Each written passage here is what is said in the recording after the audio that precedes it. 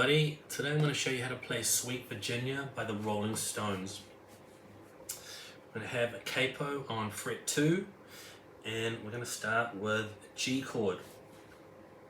Now the way I'm doing the G for this song and the way a lot of people play G is they'll use their ring finger on the 3rd fret of the top string, the low E string, and your pinky on the 3rd fret of the high E string. Now you want to mute out the A string with the underside of your ring finger so that when you strum it you don't hear this A string, right? So we're going to hit the root note, which is the low E string, and then go up, down, up, and hit the root note again, and then we're going to go to the D string and do a hammer on from 0 to 2, and then play the open G string. And then we're into the 2nd bar. We're on a D chord now. We hit the root note, which is the open D string. And then we do up, down, up. Trying to focus on those last 4 strings. Don't really want to hear the top couple of strings when we play a D chord. And then we play the 2nd fret of the low E. Now, when I play it, I use my thumb. So I press down on the 2nd fret of the low E with my thumb. And then we need to play the 3rd fret of the A string. So here you could use your 2nd finger, or whatever one you want really, but I'm using my 2nd. And then we go back to that G chord for the 3rd bar, hit the root note, up, down, up. And then we play the 3rd fret of the A string, 2nd fret of the A string, and then back to the G chord, root note, up, down, up. Then on the A string we play a 0 and a 2, and that's going to take us into the 2nd line, which is the start of the 16 bar progression. The first 4 bars are an introduction to the 16 bar chord progression, kind of like the turnaround in a 12 bar blues. So we're going to start from the 2nd line. So we're on C. Play the root note, which is the A string, the 3rd fret of the A string, go up, down, up, then play that root note again, then the 2nd fret of the A string, then we go to an A chord, play the root note, which is the open A string, up, down, up,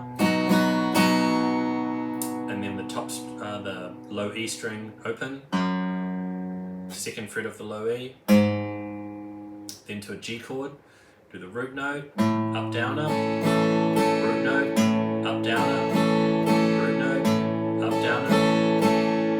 On the A string a 0 and a 2. And now we're onto the 3rd line, which is a C, root note, up, down, up, and then the root note, and then the 2nd fret of the A string, and then the open A for the A chord.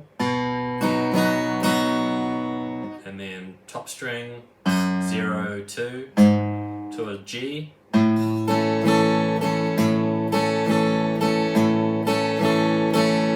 A string, 0 and 2, C, root note, and then on the A string, 3, 2, to an A chord, on the top string, a 0 and a 2, to a G chord, and then a G7 chord, and then a C, G, and then that same hammer on the D string that we did in the 1st bar, and then an open G, and then the D chord, and then the 2nd fret of the top string, played with a thumb, or your 1st finger if you want, and then open A string, then a G, and then on the A string a 3 and a 2, and then a G, and then on the A string a 0 and a 2. And then that takes us back to the start of the 16 bar progression. If you're looking at the tab, we just got to the end. There's the repeat dots. The repeat dots go back to the start of the second line, and then that's our 16 bar progression there, from the second line through to the end of the 1, 2, 3, 4, fifth line. So there you have it. Not too difficult. You could simplify it down more if you wanted and leave out all those root notes and passing notes and just do it as a strumming song with C's, A's and G's.